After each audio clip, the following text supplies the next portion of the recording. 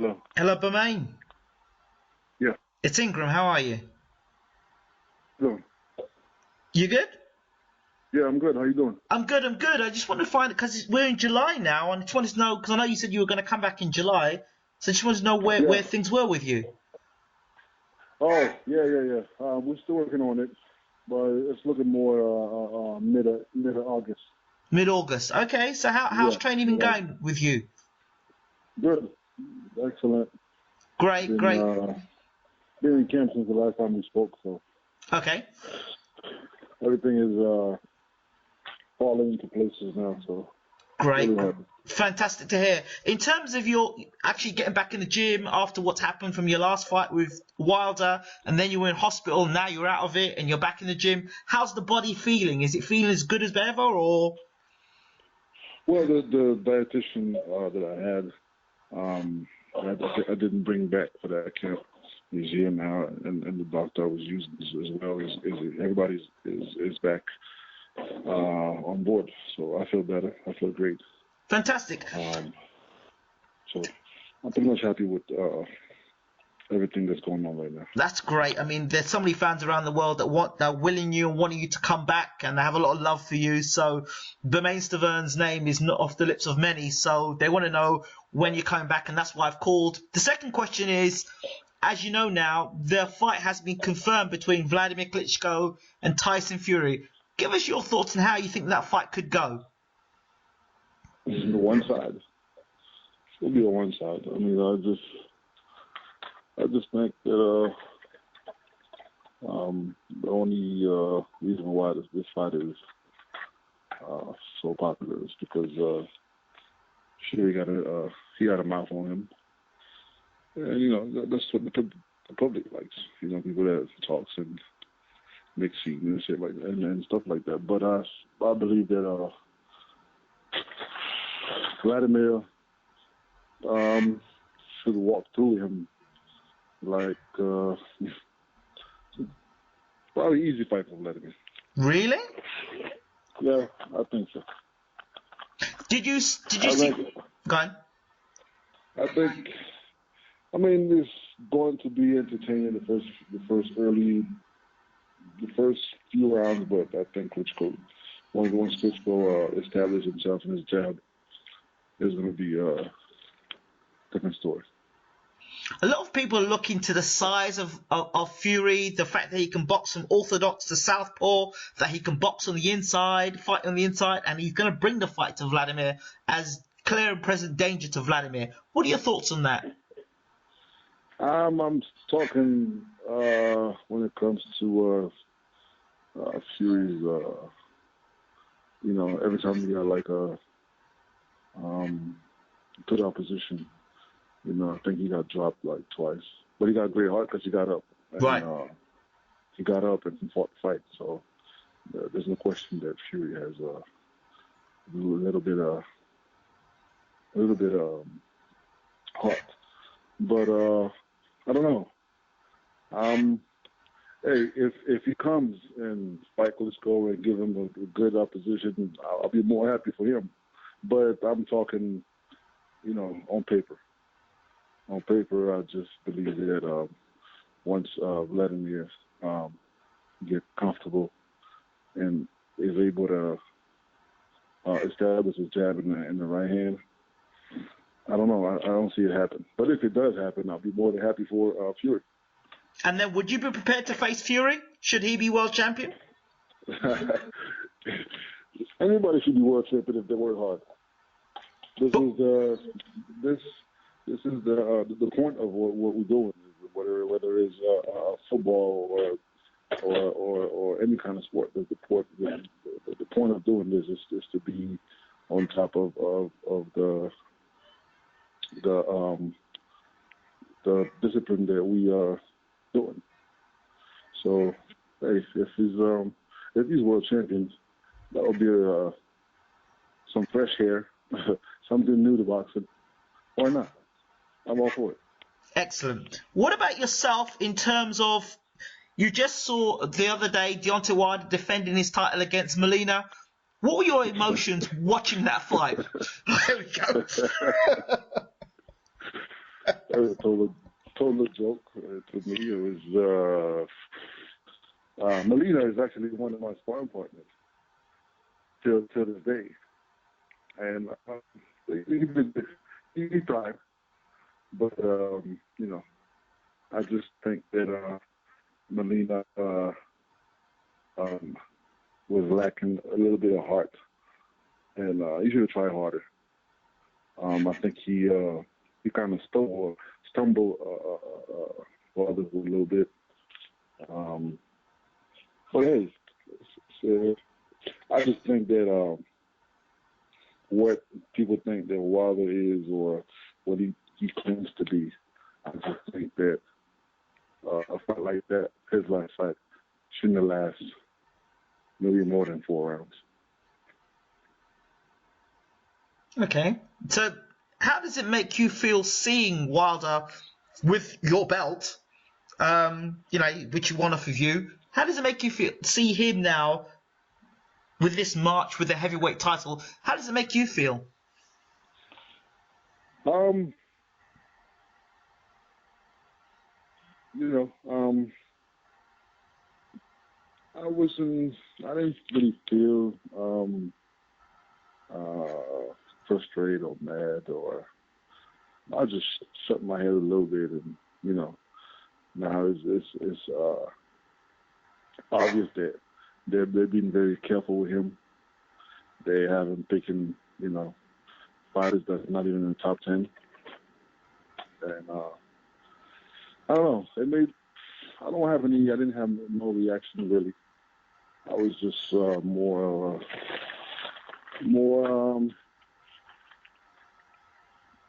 I wasn't mad or frustrated. Nothing like that. I was just. It just.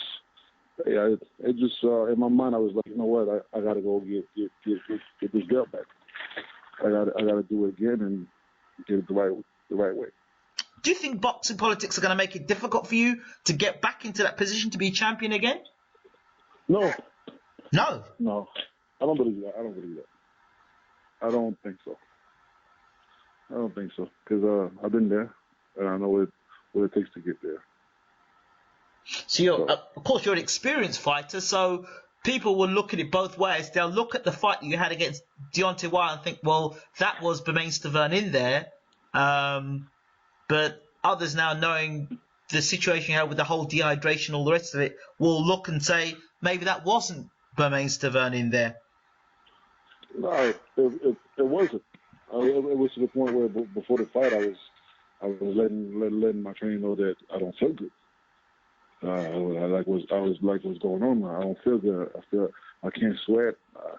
I drink like maybe 4 bottles of water. My stomach was bloated with water. I just felt thirsty, and I didn't realize that's what it was happening. But I don't know. I just felt weird before the fight, and I was already here, dressed up, gloved up, so I can't turn around and go home. So things happen. So I just learned from it. So what happens? So what happens now then? I mean, I know you say you're going to come back and fight, but are you coming back and fighting? I mean, there's this other thing about Jean Pascal. Is he beefing himself up to be a heavyweight to fight you? Really? Is that really going to happen? I'm going to ask a question.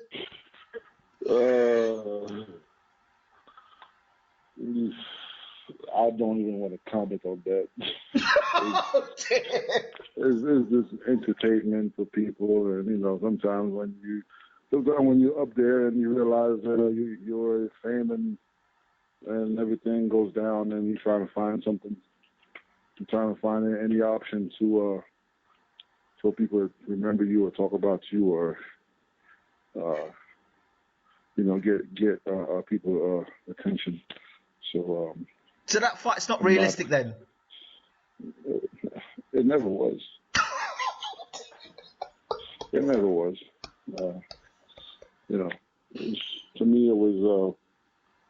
I didn't even know about it. Didn't you? I didn't know about it. I just had because somebody mentioned something like Because I have people that's very that don't know boxing. Right. Not to call them ignorant. Not to call them ignorant. And those people don't really know boxing. So I had a lot of people that would come and ask me, when you gonna fight Floyd Mayweather? When you gonna fight Pacquiao? You know? So, no, I'm serious. I had that a lot of time. People came in and asked me, when am I gonna fight Floyd? So I had to smile and laugh. You know. So it's the same thing. Like him, people came and asked me, when am I gonna fight him? Am I fighting him? So I took that as if it was somebody that was asking me, when am I going to fight Floyd? And then, little do you know, maybe a couple of days later or a week later, I'm getting calls, and somebody called me and asked me, hey, did you see what's online and what's on the news? And he said, he sent me a link to my phone, and I checked it out, and it was Pascal calling my name. I just laughed. So it was never something that crossed my mind. So it was paper talk then. That's it. Just paper talk. But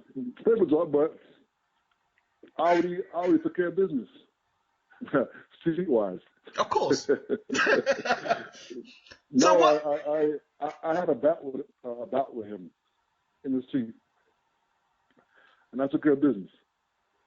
Ah. You know, I'm not gonna hide it. Me and him, we don't like each other. Oh dear! You know, Oh my God!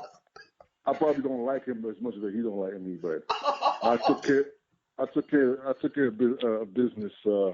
Maybe 8-7 years ago. Right. Yeah, so that's where it kind of stems from, does it? Yeah, but you know, I'm not interested. I'm not interested, or even thinking. It's not even a thought in my mind. Is that a Haitian thing or what? I don't know. Know what it was. It's more of a respect. You know, sometimes people they because they have a certain maybe if they you know, when you champion or you have something, you think you could talk to anybody any kind of way, or Okay. you know, or just walk around or say things about other people that's, you know, it don't bother me, but when it comes to when it gets to the point where it's disrespectful, that's when I say something. So so it's not. There's no possibility that you would actually engage in an actual ring bout with Jean Pascal. That would probably demean your credibility, would it not? You fighting somebody who fights a light heavyweight. Nah, but like I said, it was never a thought. It was never a thought. Okay, so if that was it's to the point where, you know, I don't like him that much that I wouldn't go to the ring and fight him. Okay, right, okay. So if that was the case, then how close was a fight between yourself and David Haye, or was that again paper talk? Never.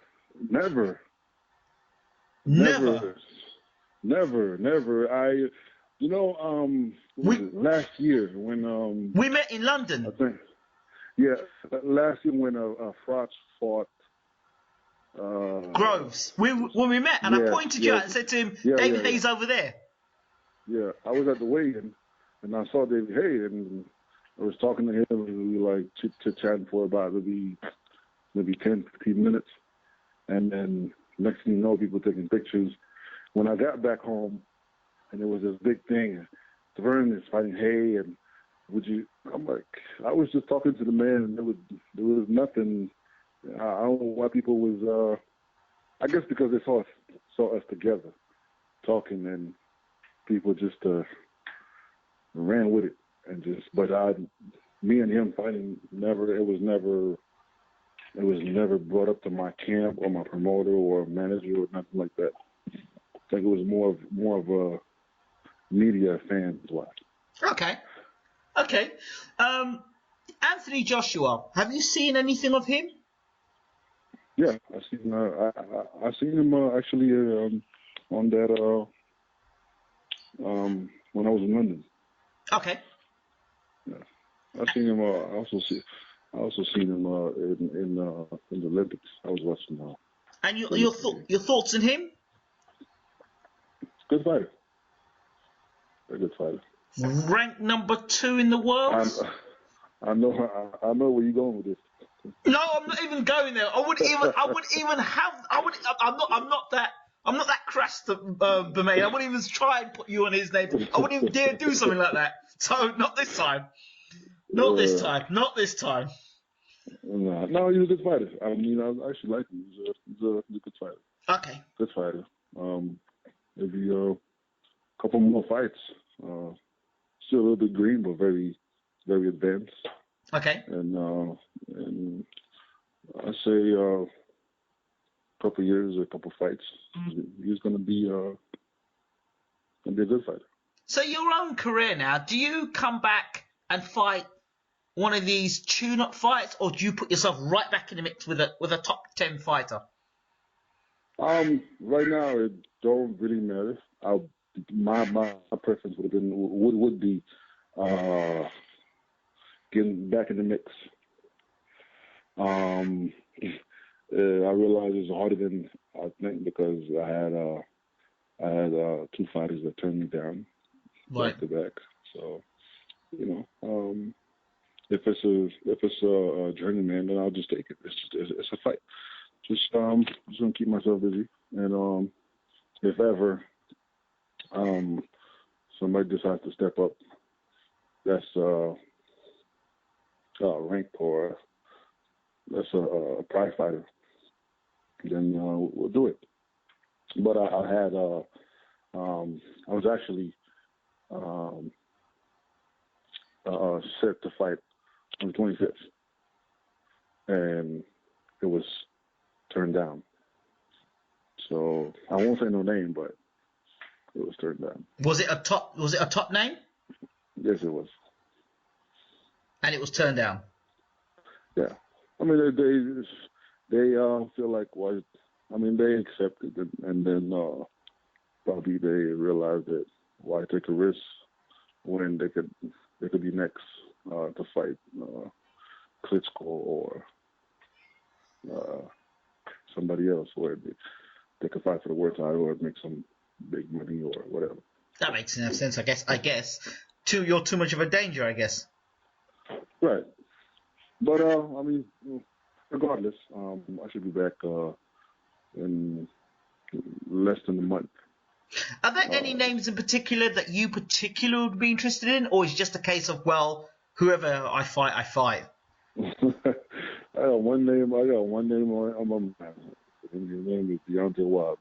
Oh, you still? And that, whether he's champion or whether he's not, he's got to do it one more time.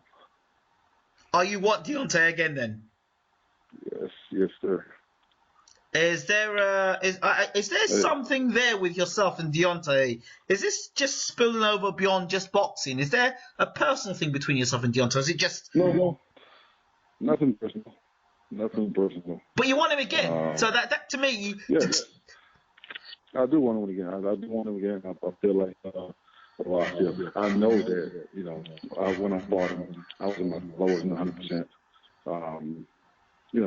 I'm not taking anything away from him, but we got to do it again. Let's do it again, and whether you're champion or whether you're not champion, it's not even about that. But we have to do it again. How big a punch is Deontay? Excuse me? Yeah. I didn't hear you first. Hello? Yeah. I can't hear you. I didn't hear you. I said, how big a punch is Deontay? He's not. He is not. So not. Not at all. But even in the fight, there were moments where he seemed to have you in some trouble, or was it because of the condition that you were in? He got me with, I think, a one punch, and it was in my eye, and he caught me in my eye. The person hurt me. It was really in my eye, and I think I kind of like, I don't really remember what happened because I still didn't watch the fight, but I think we fell down together because I kind of paused, Yes. and then we I don't know how we fell, but I know we fell down, and then we got back up. But no, Deontay is. Well, I mean, if he was that much of a monster or a beast, I mean, all the punches I took, I mean, he should have been knocking me out like within the 6th round. Well, he's not. It's not what people think. It's not what it says on the record. Those 33 knockout and 33 fights. That's probably for cab drivers. So what is the biggest lesson you've learned from the whole Deontay Wilder saga?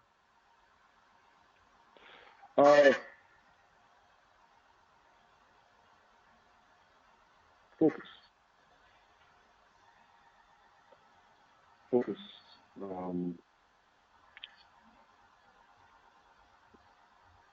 The focus was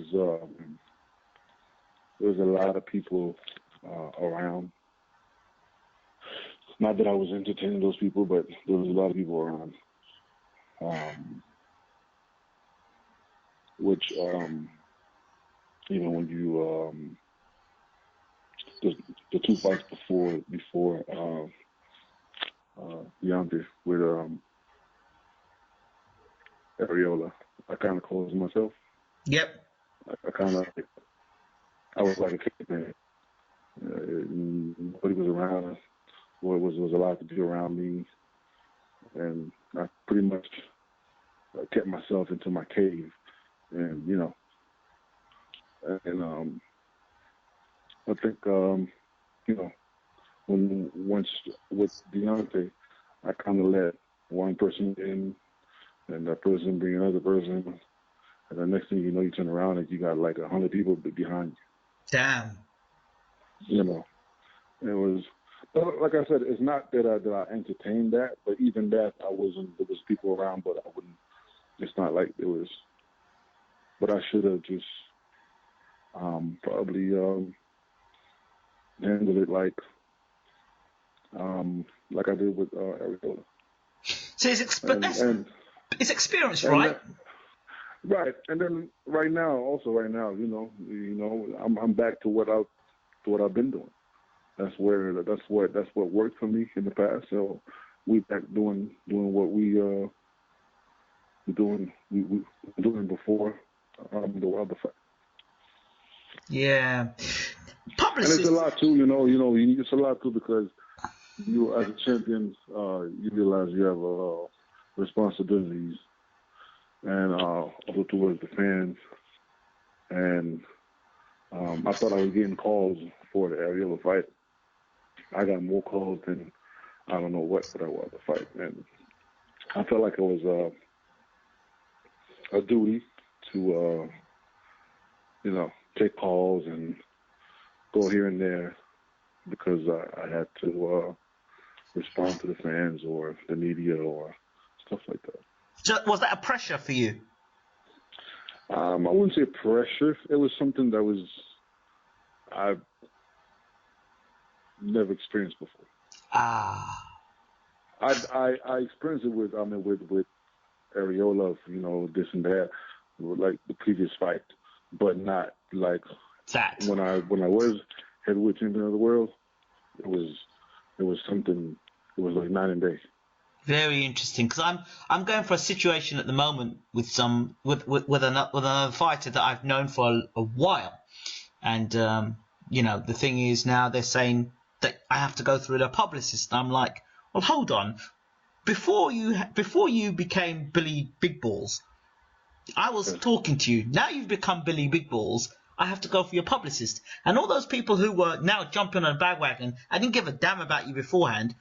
I have to now go for the same channels they do. And I'm thinking to myself, well, that can't be right. But now I'm listening to you, and I'm listening to you. Obviously, you've been to the top. You've been world champion. You've had to deal with those pressures, which you've never had to deal with beforehand. So I'm listening to you now and trying to understand that realm and those pressures.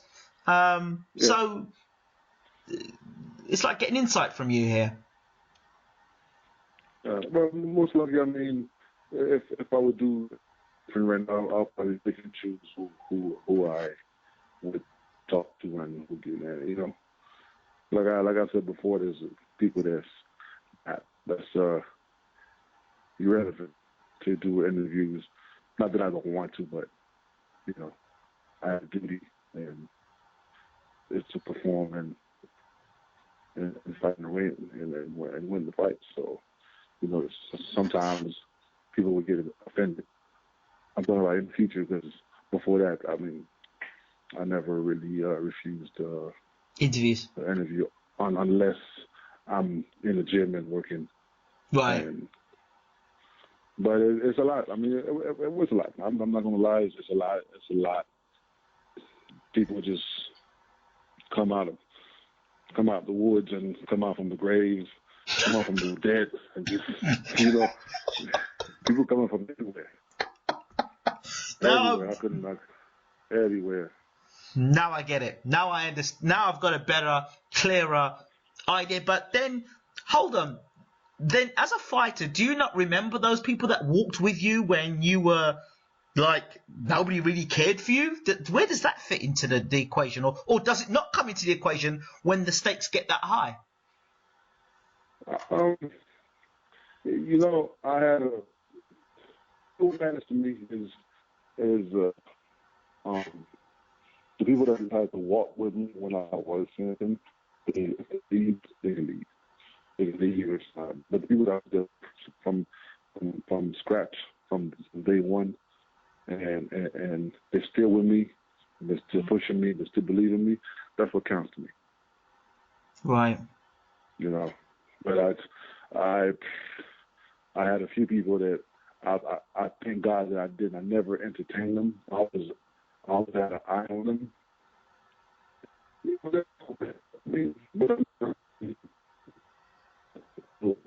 You're breaking up. Right. I knew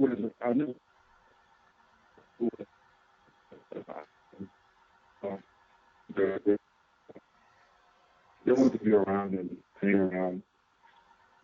So I let them do, but I should have. You know. But and it was. But even before the fight with Wilder, I kind of did clean up. I cleaned up, but early, maybe 2 months before the fight. Right.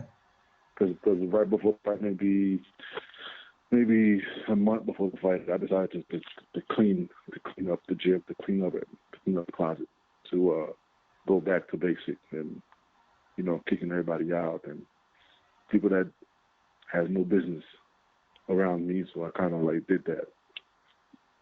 I just wish I did that earlier. But you know what? You live and you learn, and I don't feel no way about that. I feel like I learned a lesson, and I feel like I know what it takes to get back up there. Yep. Not a lot of fighters know how to get up there or have been up there, but I've been up there, so I know what it takes. Bermane, thank you so much for talking to me. I really appreciate it. I appreciate you. Got a lot of love for you as a champion, and I still see you as a champion. And it's just a matter of time for you. Yes, sir. Thank you so much. Always a pleasure. Take care. All right.